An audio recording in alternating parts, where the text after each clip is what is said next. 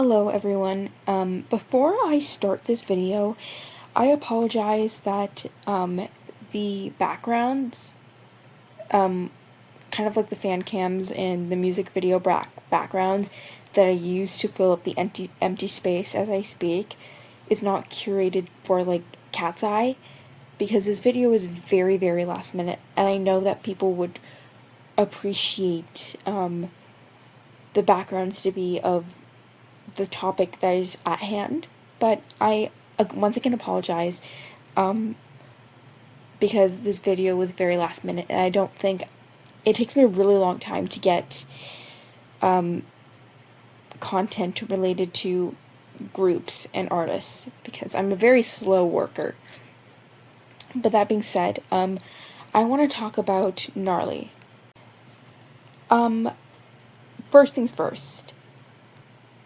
When I first heard the song, there was a few takeaways that I still kind of have to this day. Well, it's not been like 5 years since Gnarly dropped, it's been only a couple of days, but you know what I mean. One is that I love the production, I love the beat, I love the instrumental, I could inject this into my veins. It's so much fun to listen to. The chorus is so much fun. I enjoy the chorus. And third, I was not the biggest fan of lyricism. So as you can see, I have things that I dislike, and there's things that I love about this song. So it's not an outright thing for me to dislike. I have things about this song that I really do enjoy, like the instrumental, please. It's such a club banger. It's such a club banger. Oh my god.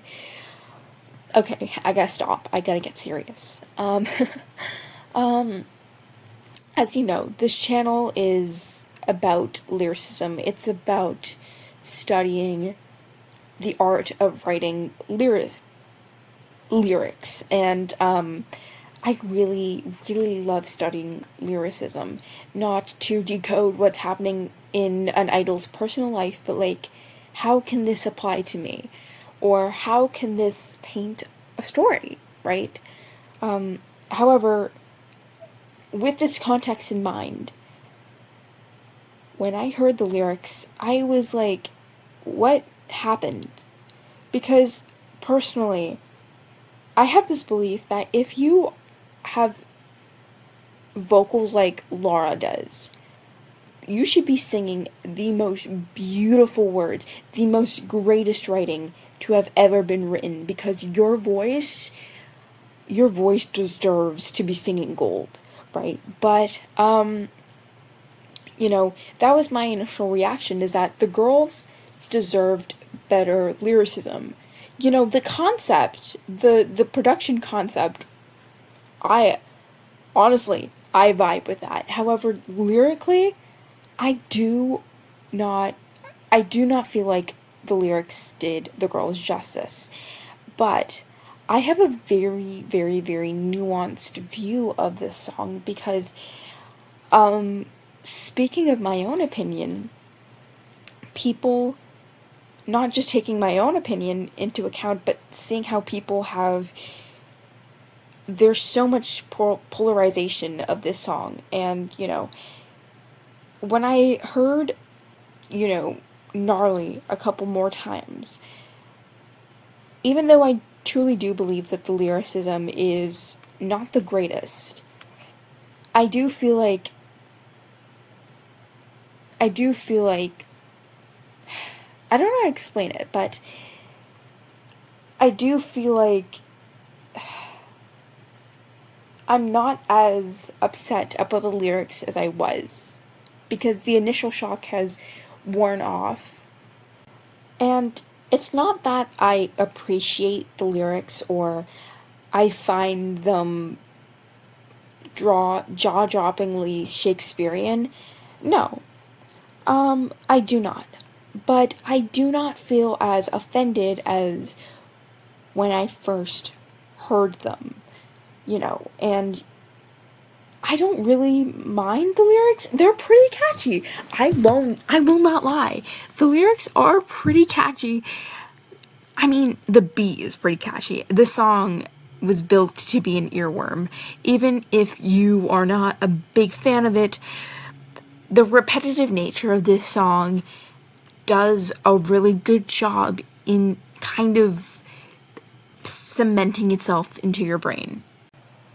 But now I want to talk about the polarizing opinions about this song. Some people tout this as the song of the year, or some people genuinely think this is the worst thing to have ever been created. And, you know, I don't agree with either or opinion. I sit in the middle, where the production and the chorus is so much fun, but the lyricism is something that I don't know, I won't be able to thoroughly enjoy. And I've seen people say that this is a clap back to K-pop, and I disagree with that in a way, because even though this is probably Hype America, well, it is Hype America, but correct me if I'm wrong, I don't think it would be the smartest decision to have a group clap back at, you know, K-pop when they literally have K-pop groups. You know what I'm saying? Like, it would not... Knocking at K-pop groups, I don't think that would be, like, I don't know, I don't think that would be a smart idea. But also, I want to talk about how people say this is purely rage bait, and, you know, I've never been a fan of rage bait, because if you need to get people angry, I don't know, I just don't find value in rage bait, because it just garners a lot of toxicity, and, you know, it doesn't give people the right mindset to view what you're doing properly, especially if essentially if someone could potentially get hurt through that rage bait. You know what I'm saying? I don't think it leads to proper discussions or anything. So I don't think this is rage bait. I do think this song was meant to be fun. I think this song was purely meant to be fun, because if you hear the girls talking about this song, you can tell how much fun they had while making this song. So I do think that this song was meant to be fun. Do you understand what I'm saying? Like, I think this song was meant for the members to just let loose and then just have their fun. So what I'm trying to say is that, you know, there's so much opinions that are happening, and I personally don't align with majority of what's happening, because, again, I'm saying that there's a lot of extremities, and I don't think being in two polarizing positions will get anyone to meet in the middle. So what I'm saying is that I don't hate the song the way so many other people do, but also I do want to mention that I have not seen the music video. I know that there's critical conversations that are happening about that, but I don't want to talk about that in this video. I do want to talk about the people who defend this song, because I genuinely feel like this is coming out from a place of love for the members and their efforts towards the product of this music video and the production of the song. And that is completely fair, because the members deserve their flowers. Regardless of how you feel about the song, the members gave it their all, and that's all they can do. I think there is genuine appreciation about this song, and I think that there's a lot of merit to liking this song. The beat is so much fun, the way the girls deliver their lines, very sassy, very iconic. As I've said, these girls have star power. Like, there's a lot to love about this track, right? Even if the lyrics are something I don't really appreciate, the girls make listening to this song very fun because it the way they speak or sing talk these lines, very much I really want to copy the way that they do it because it's fun. I think that there's a genuine defense for this song as a way to protect the members, honestly. Because as we know that the Katseye members do receive a lot of hate, especially Laura and Manon. And I am so sorry if I missed any of the members because I'm pretty sure because stan culture exists that all the girls are getting some kind of hate and capacity, but Laura and Manon do receive a lot of hate. And I don't mean hate, I mean literal racism because of their skin color. And it's absolutely saddening. So if you, honestly, if the fans are defending this song, I think it's a genuine way to protect the girls.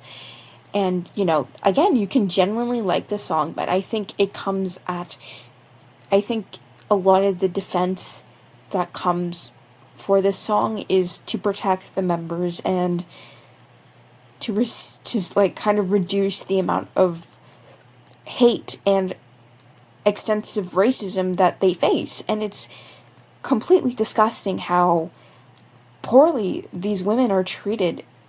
You know, it's, oh god, like I don't want to crash out over talking about racism because I'm not in the right state of mind to get in depth, like start an in-depth conversation about racism because racism is pretty triggering. I'm not going to lie. But that being said, if there is a genuine defense to protect the girls, because there has been a lot of racist comments that have been made towards Manon and Lara, and, you know, those are completely unacceptable. So, with this song being released, I think a lot of people are using using the controversy behind this song as a way to, they might be able to, you know, sneak in disrespectful comments towards the girls, not just to Lara and Manon, but like to the rest of the 6 girls. So I think, I mean, I haven't seen that happen, but I think as an extra measure, I think that's why Katseye stans are making sure that, you know, potentially protecting the girls by defending this song is important. And, you know, if that is why you are defending this song, completely valid in my opinion. Again, I feel like this conversation also rung up the idea of where the worries of the inability to be critical about the content we consume for the fear of being labeled as haters. And, you know, I do feel like in the K-pop space, because I think a lot of Katseye listeners happen to be K-pop fans, K-pop stans, I do feel like there's this tendency to be like, to taking something, being like, yeah, this song wasn't for me, to being like absolutely diabolical to the point of the criticism's not even criticism, it's just pure hatred, which could potentially cross over to the members because it can get kind of unhinged in the K-pop scene, crossing over to just stan culture in general, you know? So I don't want to condemn the people who respectfully, you know, say that, hey, I'm not really a fan of this song, right? Because you are valid. Like, you are valid in disliking the song, and you are valid in liking the song, because everyone has different tastes. Naturally, when I first heard the song, I think a lot of humans go and say that, hey, who could even like this? But once you start processing those thoughts, you start to realize that yeah, there is an audience for everything, right? Even though I'm not a fan of Woke Up in Tokyo by Baby Monster, I know that there is merit for people who do listen to it, because everything has its niche audience and everyone is valid in listening to what they enjoy listening to. I feel like I messed up that sentence. I apologize. I feel like I actually genuinely felt guilty when I didn't fall in love with this song right off the bat, because as you know, I love OO by NMIX. Like, I got it on the first listen. Like, I feel like when I don't get weird music, I feel guilty about it, because it makes me feel like, I don't know, it just makes me feel like I was not able to understand the vision, or I was not able to appreciate the vision of the artist. Like, that makes me feel guilty as an artist myself. Like, not being able to fully appreciate someone's art makes me genuinely guilty. Right. And it made me sad that I wasn't able to get on the bandwagon of, yeah, this song is a bop, because, you know, I didn't find it. I had criticisms for it, even though I had a lot of elements that I enjoyed off of the song. And I know people may come to me and say that, but you listen to K-pop, and K-pop does have lyricism that is not always the best. And I say that, yeah, that's true, just like any other genre, right? That being said, I do want to say that, as you know, from my channel, I do enjoy reading the lyrics of most of the songs that I listen to, and I talk about lyricism quite a bit. Actually, that's my entire channel brand, and, you know, because I do listen to and read the lyrics of what I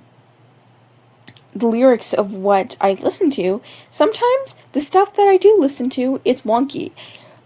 Sometimes when I do read the English translation of Korean lyrics, I don't exactly vibe with the lyrics. Maybe it's because I was lost in translation, or maybe the lyric was just not as impactful for me because I may not relate to it, or maybe it was just not written to the best of its ability. But I also don't really mind if an English lyric is quote-unquote nonsensical, because I just don't really mind that.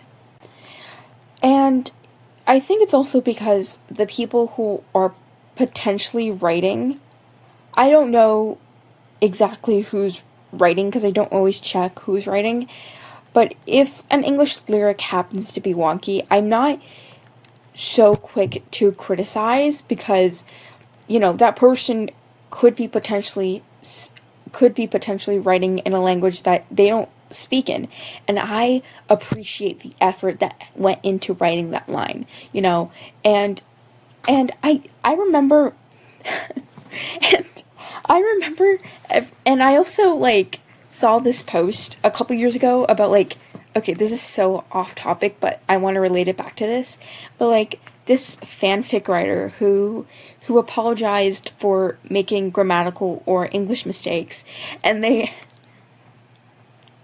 said that it's not because it was, I don't remember what it was, but the punchline was, I don't respect the English language enough to care about if I'm making mistakes or not. And that's basically, I'm like, wow, that's an interesting mindset. And I'm like, yeah, I kind of vibe with that.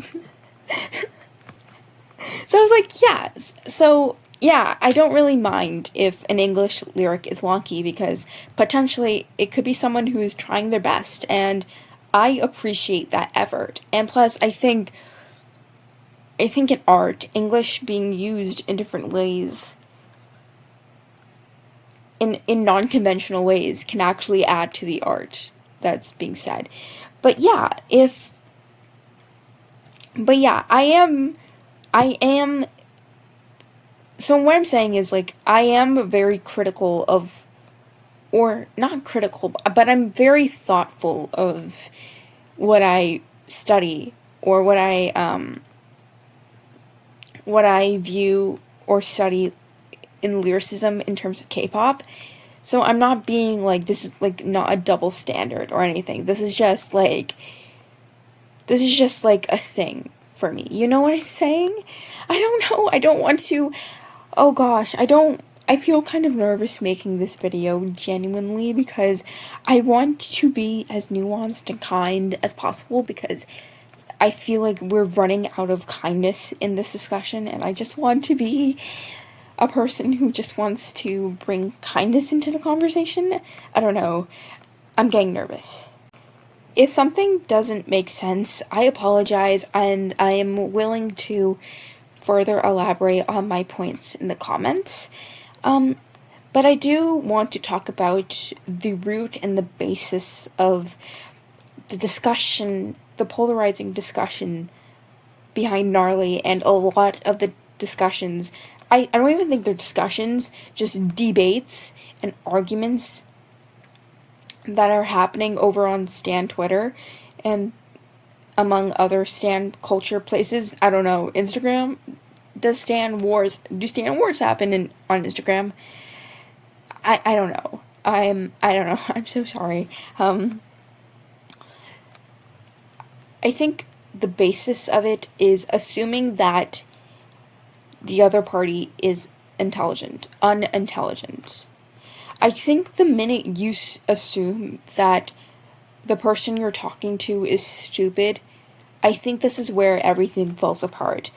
Because, again, you are not stupid for not liking this song, and you're not stupid for liking this song. Everyone has different tastes, and that is okay. I think when someone calls to question about something we like or dislike, I think we often get entangled and into the conversation, and I think a lot of the times, because it's with people we don't even know, I think it's the immediate assumption that the people who we're talking to immediately think that for the stance we have taken, we are unsmart or we are unintelligent. And in order to defend our intelligence and to defend our, critical thinking skills, we tend to get defensive to the point where a simple take of, yeah, I like this song, or yeah, I was not a big fan of it, turns into a big debacle where there's so much extremities where there's not really a nuanced middle ground, and that is not helpful for anybody. I think we have to do a deep dive into ourselves and, think about how we feel and how our relationship with our hobbies and identities truly are, because if we feel secure about liking the genre that Gnarly falls into, then we shouldn't have to feel shaken by someone disliking the song online, or at least by the way, when I say dislike, I just mean I mean a very genuine yeah, I wasn't a big fan of the song, but I'm willing to see what comes next for Katseye. You know what I'm saying?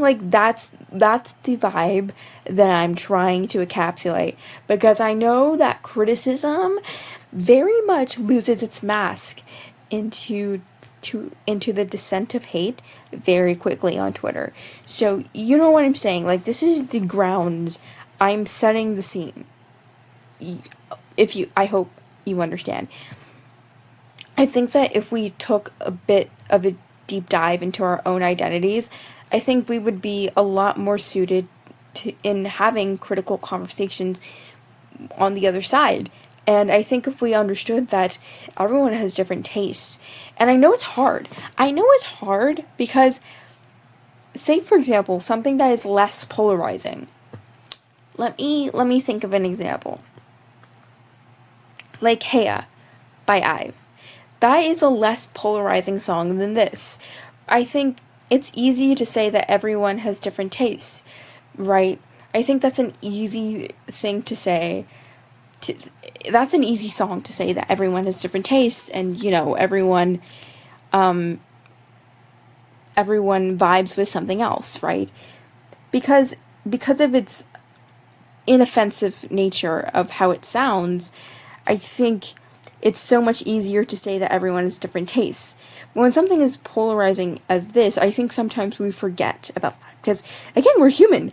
We are not infallible in making that mistake and thinking, who could ever like this? Because we're humans. We're going to naturally think that at times because we are accustomed to our tastes, okay? You know. So I guess I'm just arguing that, you know, we have to start practicing what we preach, that everyone has different tastes. And I know that's hard, right? Because we are fallible and we will make those mistakes, but we have to start trying to apply that everywhere. And we have to view art in the sense where just because that piece of art is not the art that you enjoy, it does not mean that it doesn't hold any value. I do want to also mention that I feel that coexistence doesn't really exist in stan culture. I feel like it's very binary thinking, and I don't really appreciate that at all, because it leads to not having a lot of thoughtful and critical and complex ideas. And I think we're all capable of that, but I think the idea of binary thinking in stan culture is very toxic.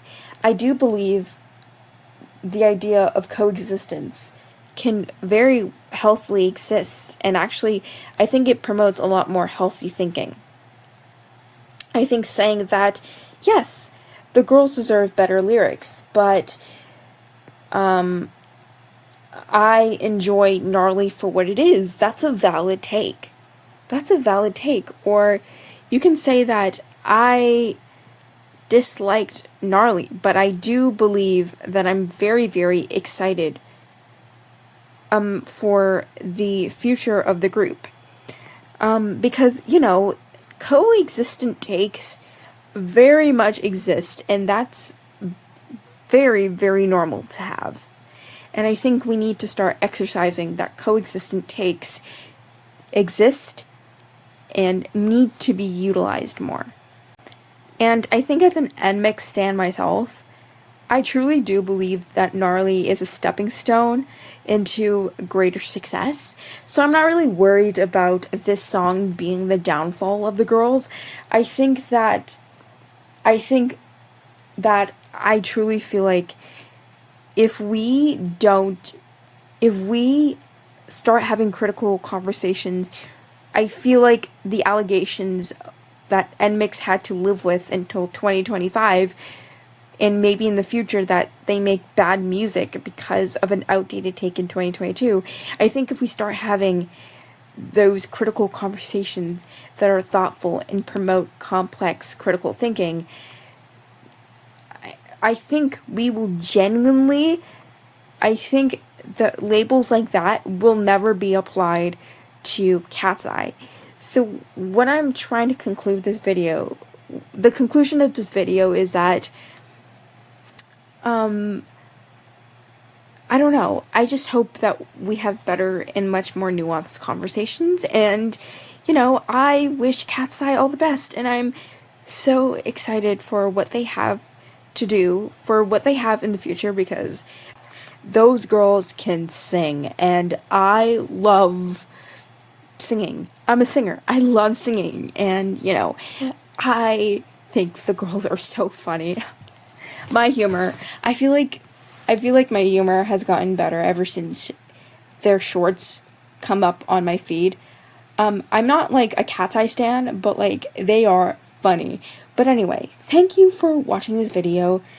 This video got way longer than I expected it to, but thank you for watching, and have a good day. Bye now.